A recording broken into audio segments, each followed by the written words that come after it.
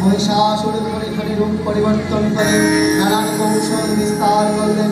মহিষ থেকে হস্তি রূপ ধারণ করলেন, আবার সিংহরূপী দৈত্যের অনন্মত্তা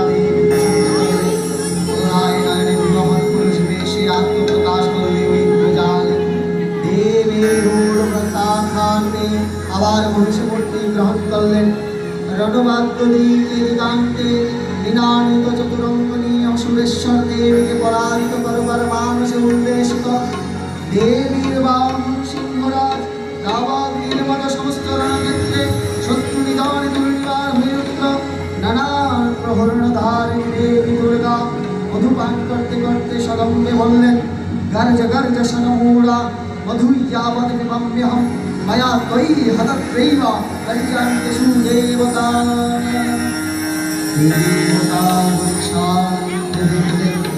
দুর্গা মহিষাসুরকে সুরবিদ্ধ করেছে, আর দৈত্যের মস্তক